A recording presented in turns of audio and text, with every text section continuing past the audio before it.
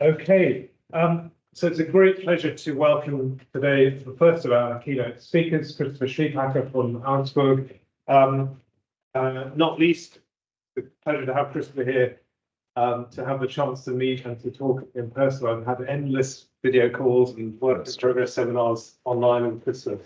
We've met in person over the last 3 years. So fantastic to have you here, Christopher. I think it's fair to say that Christopher has done probably more than anyone else to open up new approaches to the interface between eco-critical method and ancient Greek and Roman literature over the last 5 to 10 years. His 2020 book with CUP, Environmental Humanities and the Ancient World, Questions and Perspectives, is a really important landmark in that emerging field, still emerging, I think. He's edited a whole series of important edited volumes, most recently in 2023, Anticipatory Environmental Histories from Antiquity to the Anthropocene. Another volume also coming out with Bloomsbury, jointly edited with Esther Eidenau, due out, I guess, next year, maybe even later this year, Conversing with Chaos in Greco-Roman Antiquity, Writing and Reading Environmental Disorder in Ancient Texts. More recently, Chris has been co-leader of a research network on notions of resilience in classical antiquity, which I think is not too far away from publication too. So anyway, it's wonderful to have you here, Christopher. Christopher's title today, Ecological Wisdom, Cultural Sustainability, and the Reception of Ancient Texts, the example of famous Odyssey. Thank you very much for the very warm welcome and introduction, and especially for the invitation, organization of this wonderful conference, Ruben, Andrea, and Jason. It's really a pleasure to be here. Can you hear me okay? I think in the room it's fine, but also I hope online that I'm kind of coming through. I'm going to speak about a topic that has been increasingly on the mind of scholars in the humanities, namely sustainability. Scholars in the humanities have contributed to a deeper, above all, critical understanding of the term, for instance, by uncovering the historical dimensions of the sustainability discourse. As the French sociologist Philippe Amann puts it, every discussion about a theory and practice of sustainability represents a dialectic between the environment and the social sphere, which is why the reconstruction of the history of sustainability is particularly important. For sustainability, states Amann, represents in fine both an object of study and a framework for analyzing the transformation of contemporary politics and society. It is an object of study because it has a certain identifiable content, and it is an analyzer as it represents a worldview. Consequently, sustainability is situated simultaneously in the realm of the ideal and the real, of science and practice. Against the backdrop of this observation, my contribution will focus on the topic of sustainability from a classical reception perspective, focusing on those ideas and ideals that underpin the demand for sustainable social and ecological transformation. My aim is to shed light on some central patterns in the reception of ancient texts that have historically played a role in the development of a history of ideas of sustainability and the demand for sustainable environmental action. The main focus will be on a current debate that postulates that ancient texts, and here in particular mythological narratives such as Homer's Odyssey, can be understood as a specific expression of ecological wisdom. I would like to try to trace the main lines of this debate. One example I want to draw on is John W. Head's book, Deep Agroecology and the Homeric Epics, in which the author recommends the Odyssey as a work that might help us to rethink our environmental ethical standards. However, as I'm going to argue, Head's specific type of classical reception does not really take us further. I would therefore like to propose alternative readings of the Odyssey, which are not so much derived from modern lines of reception, but from ancient precursors, and which could potentially contribute a great deal to current discourse. The triple bottom line of sustainability, which is based on the areas of social, economic, and ecological aspects, is now often supplemented by a fourth, cultural level, inspired by discourse in the humanities. We can here refer to an important article from 2007 by Fisher and others, where they address what they call the sustainability gap. What they mean by the sustainability gap is that the topic of sustainability is usually predominantly studied by natural scientists as well as economists, but that scholars in the humanities should actually join the debate. As they write, and I quote them, "Human action in the world emerges from a complex dialectic among the living world itself, the social context of human life and action, and the conceptualizations through which human life is made meaningful. Fundamentally enhanced collaboration among natural and social scientists and scholars of human contexts, symbols, and meanings would signal the beginning of a new paradigm for addressing the sustainability gap." Recent studies have shown the need to emphasize the role of culture in processes of communication about sustainability and also the imagination of sustainable lifestyles. As Gabriele Rippel and Thorsten Meyereis note in the introduction to their volume on cultural sustainability, the concept of sustainability has an inescapable normative dimension that has a major influence on how people organize their everyday lives, what they consider to be a good life, how they define prosperity, etc. As Rippel and Meyereis note, cultural studies and the humanities simultaneously reflect on visions of sustainable action that have the potential to influence public perception of environmental issues. According to the authors, cultural sustainability would therefore have a twofold effect, and this is the quote you can see here. Firstly, ecological, economic, and social issues of sustainability can only be understood within the horizon of culture, as they are rooted in the ideas, images, and concepts used to describe sustainability.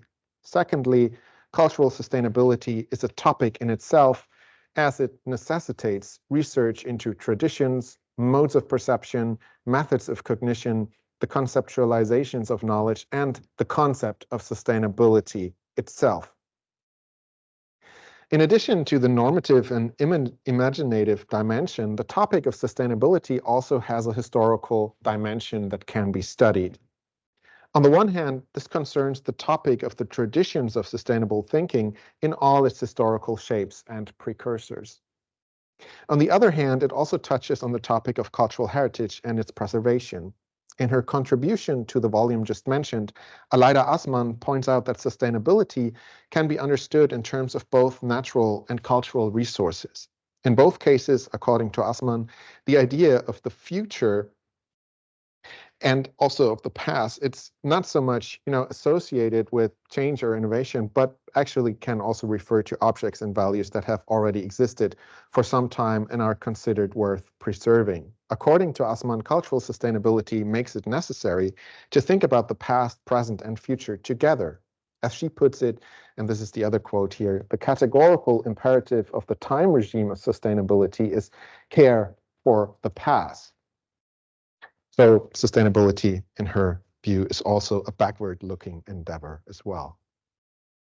In terms of the history of ideas, these ideas, which aim to harness traditional thoughts and discourses for the purposes of the present and future, are echoed in the text that is considered the founding document of the sustainability discourse, at least in German-speaking countries. It only appears there once, actually. I hope this doesn't jump further. Yes.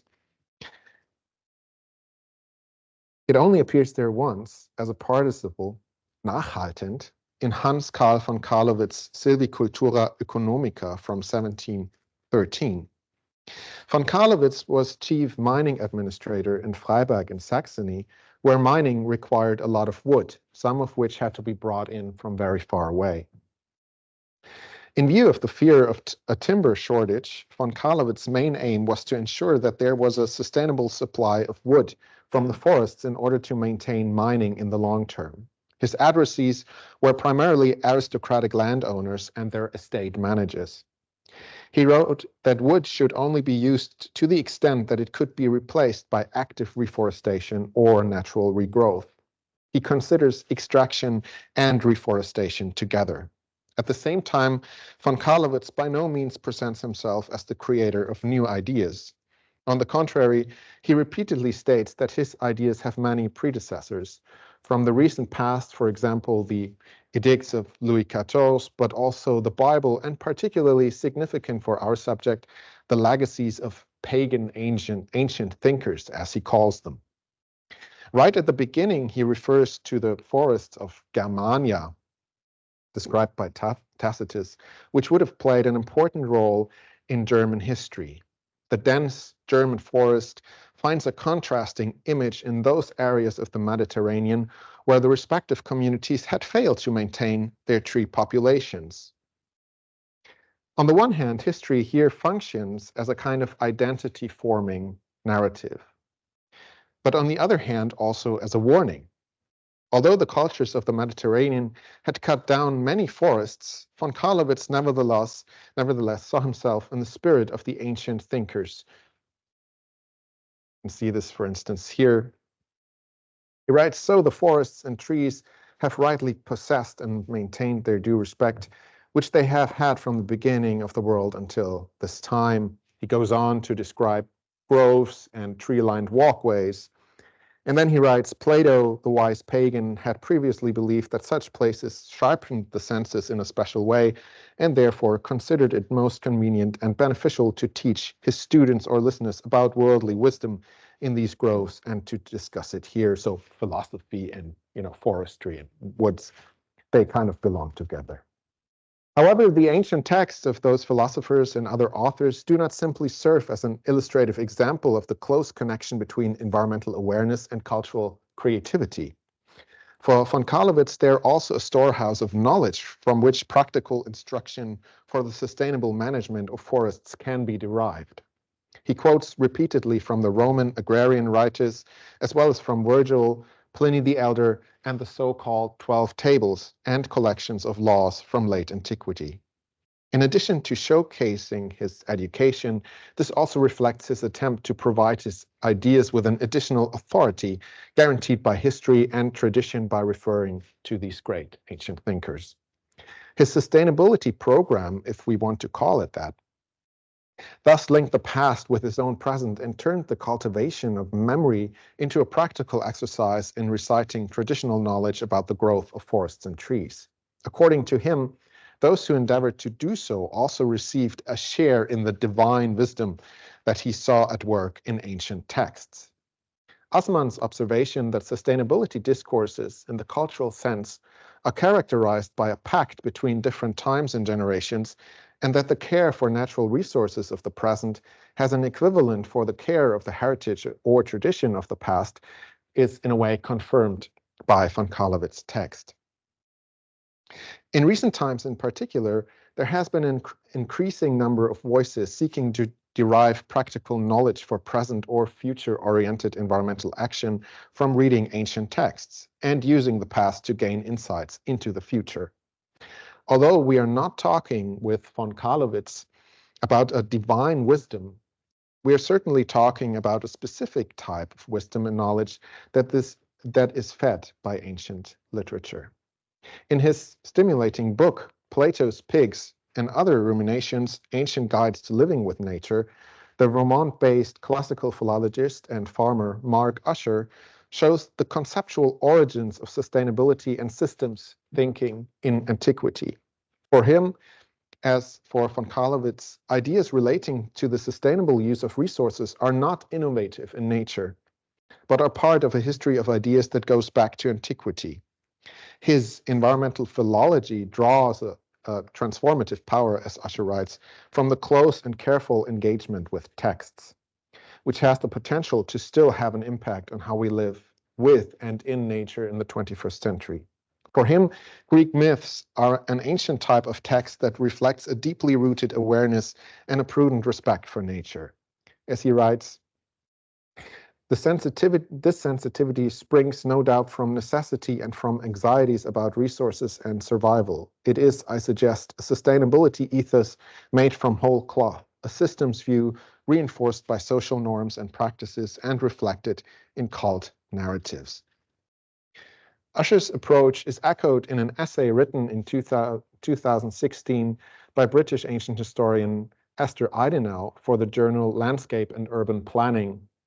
In it, she attempts to show that myths and myth-making can provide a framework not only for capturing ecological knowledge within its specialist fields, but also for passing it on as actionable knowledge beyond the boundaries of these fields. Adenauer argues that understanding the relationship between myths and wisdoms in the plural can lead to a powerful process for thinking about ecological futures. In her text, she refers to a relatively new paradigm within the current environmental discourse in the humanities and social sciences, which is concerned with ecological wisdom. The debate was shaped by the geographer and geoscientists Wai-Ning Xiang, among others. Ecological wisdom is defined as the ability that enables people to tackle difficult socio-ecological problems that are crucial to their survival and prosperity, and to act wisely. According to Wai-Ning Xiang, the specific type of wisdom comprises two aspects. First, a kind of theoretical wisdom that enables people to develop an insight into and understanding of ecological contexts, and finally, a practically oriented wisdom that enables them to respond to changing contexts and events in the non-human living world and adapt their actions. In his distinction, Wai-Ning Xiang refers to Aristotle and his differentiation between Sophia and phronesis, as found in the 6th book of the Nicomachean Ethics. Phronesis is one of the 5 types of knowledge that we might call wisdom, which Aristotle offers in an analysis of the nature of human epistemology. The other 4 are episteme, techne, sophia, and nous. Wai-Ning Xiang particularly emphasizes the practical connotation of the term phronesis and gives it an ecological note. For him, eco-phronesis is a brief form of ecological phronesis, a practical wisdom in the context of ecological practice wisdom.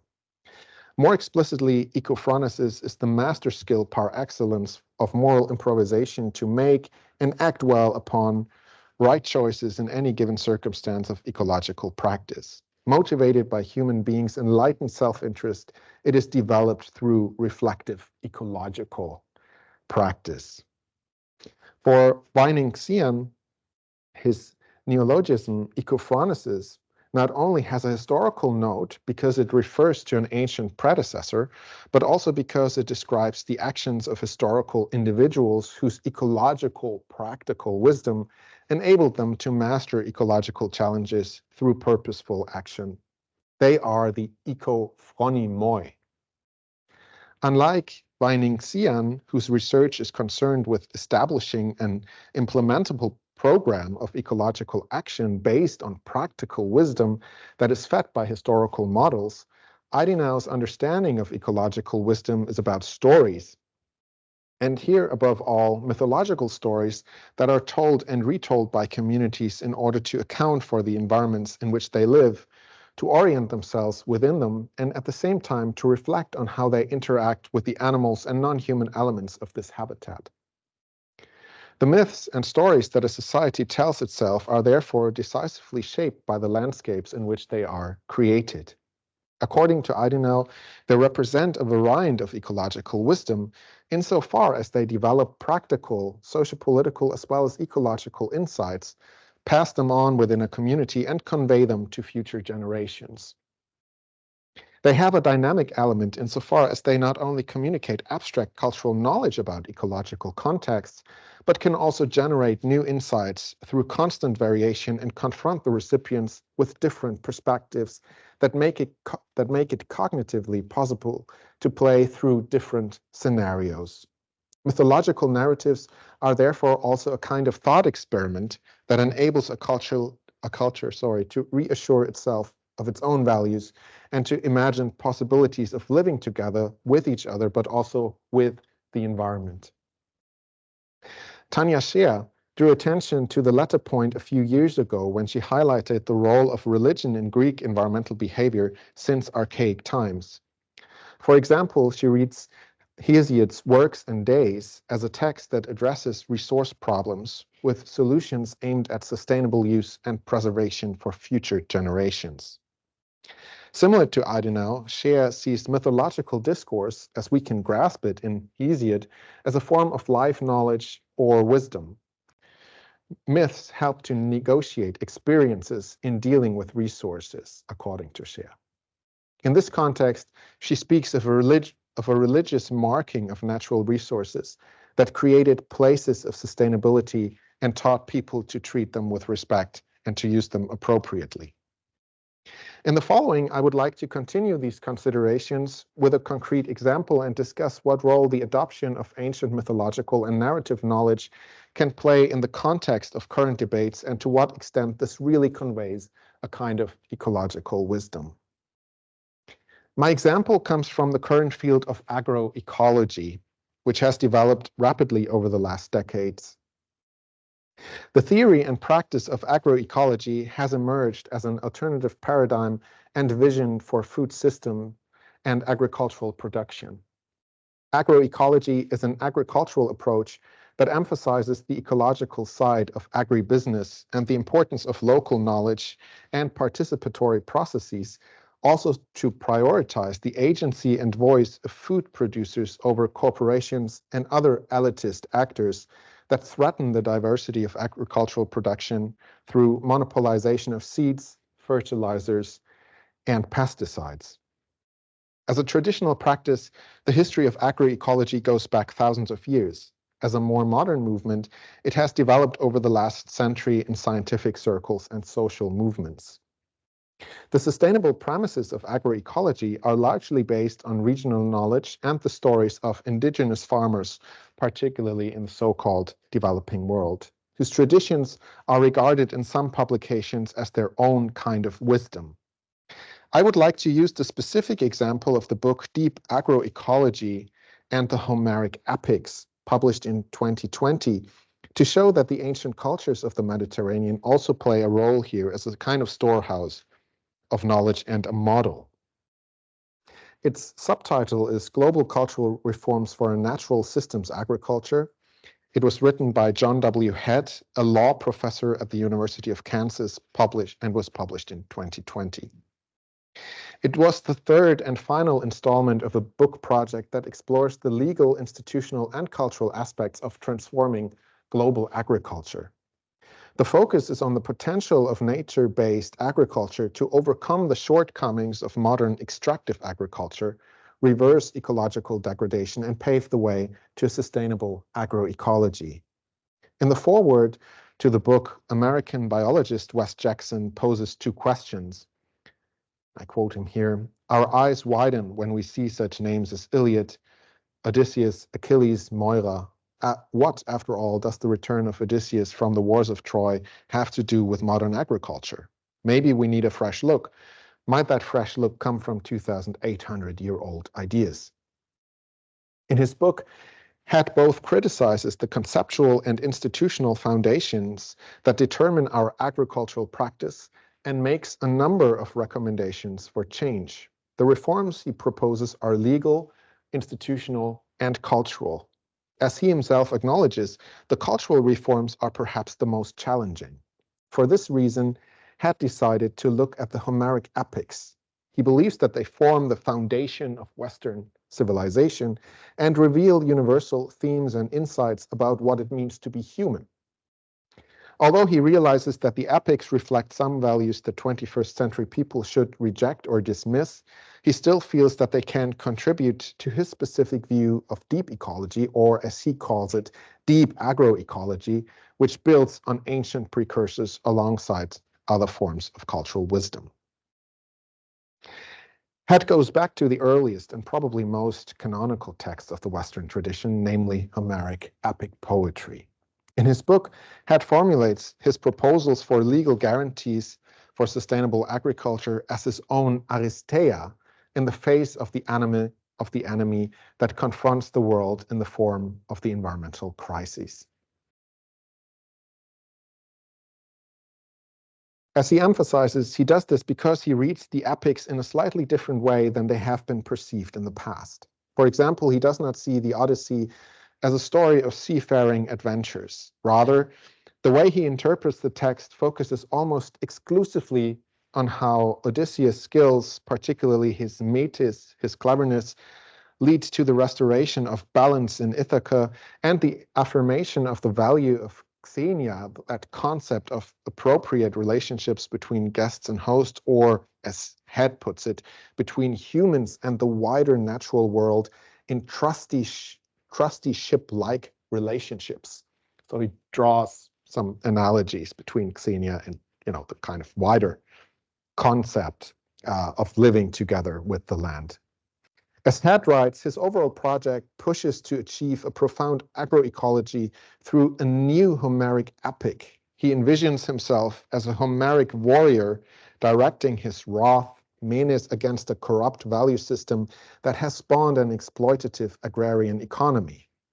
If we fight like Achilles against the vested interests that make good agroecological reform impossible, we could gain imperishable glory for generations to come for our contribution to reversing environmental degradation.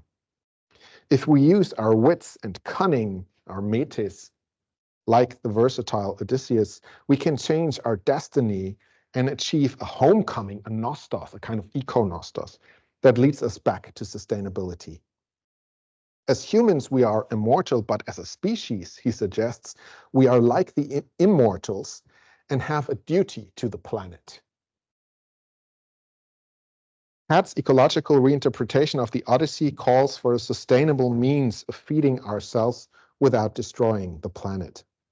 What Head highlights is a specific form of caution that Odysseus displays throughout the Homeric narrative, a caution that is both pragmatic and deliberate. After all, he's constantly dealing with superhuman forces that can somehow influence his fate or his hoped-for return. Head quotes long passages from the Odyssey to prove his point, especially conversations Odysseus has with the nymph goddess Calypso, for instance. To what extent does this apply to the kind of deep agroecology that Head envisions? As he writes, the Odyssey presents in Odysseus an epic hero who prevails over a breathtaking array of challenges by applying his remarkable combination of wisdom, resourcefulness, cunning, wiliness, self-control, circumspection, rhetorical skill, and when necessary, lying through his teeth. Therefore, in studying the Homeric myths for inspiration that we can use in creating that sort of deep agroecology I describe above, I focus most on Odysseus. Expressed simplistically, I believe that humans living in our era or age should, in an important sense, be Odysseus. Our guiding light and energizing fuel, at least in addressing the existential ecological issues we face, should be a combination of the character traits that Odysseus displays. This is a remarkable argument, to say the least, one that is otherwise not found in contemporary literature, but also one that, on reflection, is highly ambiguous. Can we really say with certainty that Odysseus is a model farmer, an exemplary photoecologist, if our intelligence, so praised by Head, has brought us into the crisis-ridden situations of the present in the first place, then it is at least appropriate to ask whether the strong anthropocentrism that Head proclaims here is really the right way to go. In general, one could ask whether what Head presents is the right way to read the ancient sources. But what will be an alternative? Let's take a look at antiquity to get an answer to this question. I will look at two different aspects, which I hope will also help us with regard to the role of the reception of antiquity and current thinking about sustainability. On the one hand, it is about the aspect that Head remarkably leaves out in his discussion of the ancient source, namely the practical side of sustainable rural life. How should we manage nature? How can we live in it so that our lifestyle is sustainable? On the other hand, it is about problematizing the strong anthropocentrism of the sustainability discourse, as can also be found in Head. I would like to discuss these points in all due brevity using two different ancient texts that refer to the Odyssey as an important text that came before. The first example to be discussed is the so-called The Hunter by Dion Chrysos, a Greek rhetorician and philosopher from the 1st century AD.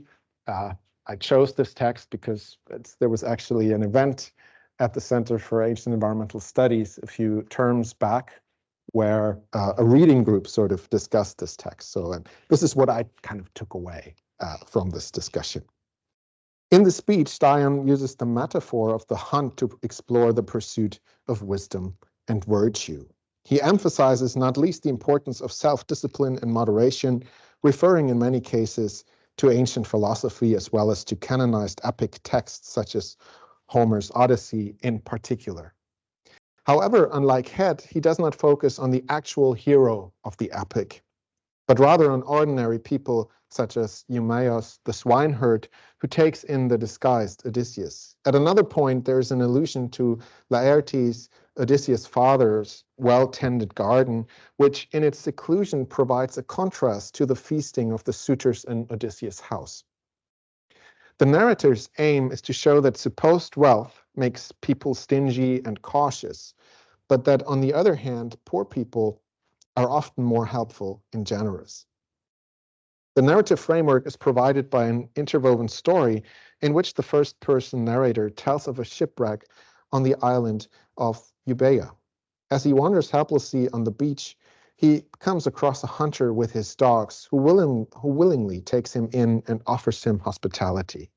As the narrator learns from this hunter, he has only been to the nearest town once in his adult life, but not for pleasure, but to justify his own way of life. For together with another former shepherd, he farmed a piece of fallow land that once served as pasture for cattle, but after the death of the rich landowner became increasingly overgrown as the Roman rulers confiscated the herds, among other things. As the two shepherds no longer had anything to do but had to find a livelihood, they quickly became accustomed to a new way of life. They learned to hunt and repair two huts that were found on the property. When they came under suspicion of unlawfully disposing of wealth and evading their tax obligations, so to speak, the hunter gave an account before the assembly of the people and willingly disclosed the possessions that he and his friend had acquired together with their families. The core of the passage makes up the idea that the hunters practiced frugality and only produced what they themselves needed. It is a form of subsistence farming that is based on sustainable principles insofar as it does not take more from the land that can grow back on its own. At the same time, their way of life is resilient to external stressors, as the hunter shouts to the angry crowd. Yet what we even now have is sufficient for us, and do you take whatever you wish of it? Even if you want it all, we shall replace it. He finally receives support from a listener who takes the hunter's side and expresses a fundamental thought regarding the care of the land. And this is what Dion writes about it. This is a quote that is not here.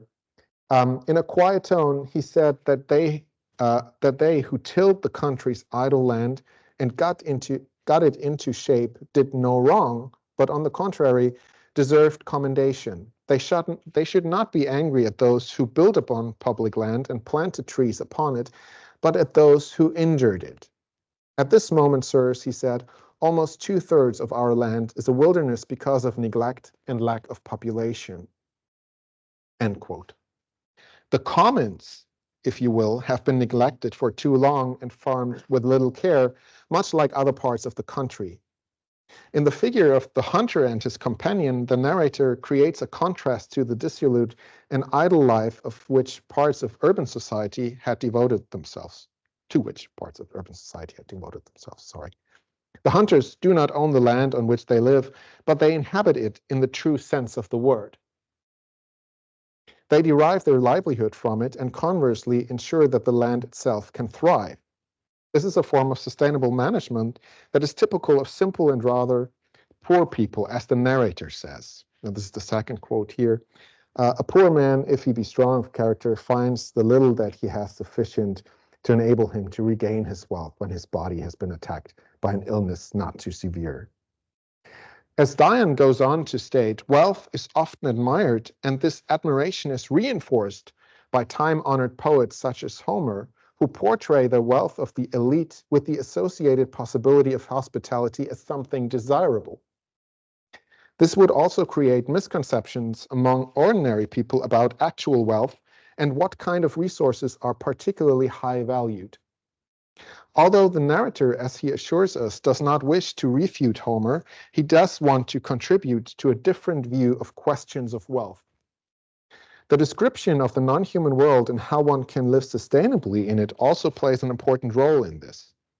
The way in which the lives of the two shepherds turned hunters are portrayed comes close to what the literary scholar Robert P. Marzack recently described as a form of inhabitancy, as opposed to an exploitation of land based on pure extraction for profit. By inhabitancy, Marzack means an ecologically conscious, livelihood-oriented relationship to the land, as opposed to an entrepreneurial understanding of land as a commodity. Marzack contrasts the management of the commons as a practice with modern notions of enclosure and security of resources. According to Marzack, the practice of the commons would teach valuable lessons about what it means to live sustainably over time with often limited resources. This idea is also an important component of modern agroecology. Against this background, Dion's text can be understood as an example that presents us with a reading of the Odyssey and other texts that addresses the question of people's relationship to the land and social standards of value, which nevertheless differ substantially in their essence from what Head emphasizes as the central premise of his deep agroecology. In place of Head's rather hybrid view of human possibilities, which in fact finds a counterpart in the appearance of Odysseus, Dion places moderate cultivation of the land, social values of solidarity, and at the same time, the awareness that nature is subject to fluctuations to which one must not only react with expertise, but which one must accept and embrace in order to live in a truly sustainable way. Humans are only a small part of a much larger whole. But what is the actual state of human cognitive abilities, also with regard to and in comparison with other living beings? This question is addressed in the second ancient examination of environmental aspects of the Odyssey by Plutarch of Chaeronea, a contemporary of Dion. Although humans and ethics in particular were the focus of Plutarch's work, his writings are characterized not least by the fact that he wrote several important texts on animal philosophy that clearly differ from other sources. In all of these texts, Plutarch, or the respective dialogue participants in his texts, argue that humans owe animals justice.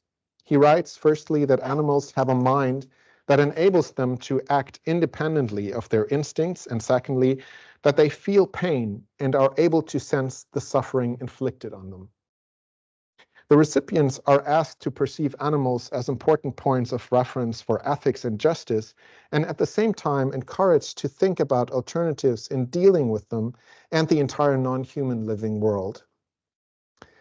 Let's take a look at a dialogue by Plutarch in this context, Bruta Animalia Ratione Uti, which has also been handed down under the title Gryllus.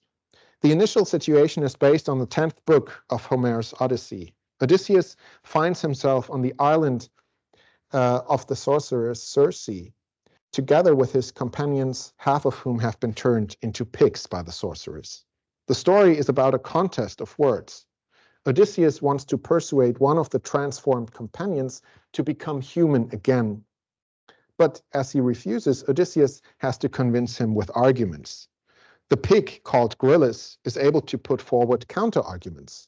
Odysseus, who is famous among men for his eloquence and cunning, as we heard, is very sure of himself, for how could a pig be his equal?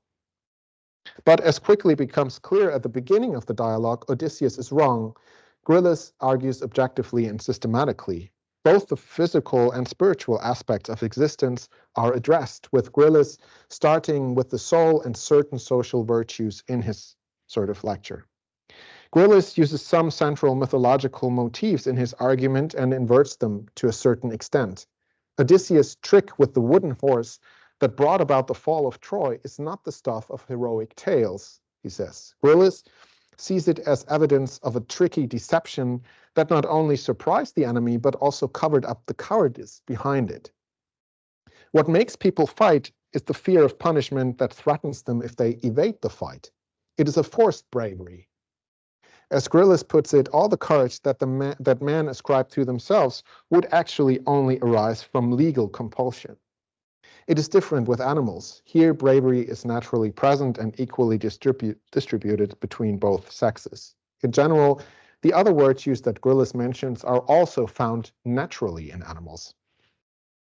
The instinctive life is understood as that which is in harmony with the creative force of nature and which observes the right measure. Our life, he says, for the most part is controlled by the essential desires and pleasures. As for those that are non-essential but merely natural, we resort to them without either irregularity or excess. People's actions, on the other hand, go beyond any natural measure. What they call culture is more akin to a pursuit of luxury goods, such as precious metals, jewelry, robes, and spices. However, this pursuit of luxury is nothing but an empty conceit, and in the end amounts to a tastelessness, according to Gryllus. Although many translators and editors have pointed out the satirical character of Plutarch's Gryllus, the philosophical background of the text must also be taken into account. I have argued elsewhere that an important precursor text of Gryllus is Plato's Republic, where Socrates, in a thought experiment, contrasts a so-called city, or rather a state, of pigs with a luxuriant state, and deals with the contrasts between a natural versus a kind of feverish life. Gryllus takes a similar view within Plutarch's dialogue, but extends the perspectives to all living beings. The basic features of a sustainable life are based on rules of reciprocity and the recognition of interdependence. Plutarch elaborates on this in a passage on the right diet. Humans should refrain from eating meat, as this already represents an excess of what is necessary for survival. Although nature provides non-animal foodstuffs in the required quantity, the greed for pleasure repeatedly leads man to oversaturation, says Gryllus. Humans have lost all sense of healthy moderation. This is another reason why it's important to perceive animals, unlike in the past, as an integral part of the community of animate beings. In this sense, they become partners in a dialogue who must be included in considerations of ethics and justice, and who can be a role model for sustainable way of life. Animals do not consume anything in excess and are sufficient unto themselves. And this is the second passage here. It says, "For if you speak the truth and say that nature is their teacher, you are elevating the intelligence of animals to the most sovereign and wisest of first principles. If you do not think that it should be called either reason or intelligence, it is high time for you to cast about for some fairer and even more honorable term to describe it. It is not uninstructed or untrained faculty, but rather self-taught and self-sufficient, and not for lack of strength." Precisely because the animals live in harmony with nature, they neither exceed moderation nor act recklessly with regard to other living beings. Plutarch basically develops a holistic relational understanding of sustainability that relates social and ecological systems to each other in equal measure. It is a form of sustainability that makes moderation and restriction to the bare essentials the maxim for action. It is also a form of sustainability that recognizes the interdependence of all living beings. One could certainly add further and above all more detailed interpretations of ancient texts, not least, of course, an environmental historical analysis of the Odyssey itself. However, as the two examples have hopefully shown, there's a rich history of reception of the Homeric epic in antiquity itself, which does not necessarily focus on the human protagonist, but emphasizes other aspects that touch on what we can refer to as sustainable human-nature relationships in the broadest sense. In many respects, the form of sustainability goes far beyond what John W. Head offers in his strongly anthropocentric reading of the epic, which is reduced to the figure of Odysseus. In the context of cultural sustainability, it has always been a familiar pattern to emphasize ancient texts as an expression of a special authority and of knowledge that is still relevant. However, it is questionable whether a specific type of ecological wisdom can be derived from the figure of Odysseus himself. For here with Head, one would first have to clarify what particular kind of ecological wisdom is actually required when we look at our ecological crises. While Dion Chrysos' text presents protagonists who have a pragmatic view of the relationship between humans and their environment, representing a symbiotic understanding of this interaction, Plutarch goes one step further by making non-human living beings the reference point of human behavior, thus considerably expanding the reference point of ethics. The models represented by these two ancient authors are in many ways compatible with current environmental debates, which criticize the discourse of sustainability precisely because it is too anthropocentric and adopts a management perspective toward the environment that often ignores the embeddedness of humans in an ecological whole, instead following a development discourse that is mainly concerned with the use of resources. However, if we take the concept of ecological wisdom seriously and accordingly make ecological primacy the essential driving force of human action and thought, we actually have in Dion's and Plutarch's text ancient texts before us that kind of can open up new perspectives for reflection in connection with environmental issues. With a view to the place of ancient literature in debates on sustainability, it is definitely worth questioning these texts as to what kind of knowledge and wisdom they hold for environmental problems of our own time. The aim here is not to encourage an anachronistic interpretation of the texts and to ascribe a sustainability discourse to them retrospectively. As the editors of a volume on literature and sustainability have put it, it is more about understanding sustainability, well, less prescriptively and viewing it more as a concept that is open to exploration and debate, and that potentially opens up a space for new interpretive questions and readings. And accordingly, it is also about recognizing where and how literature has always explored the difficult question of what it might mean to live sustainably. And with this, I come to an end. Many thanks for listening.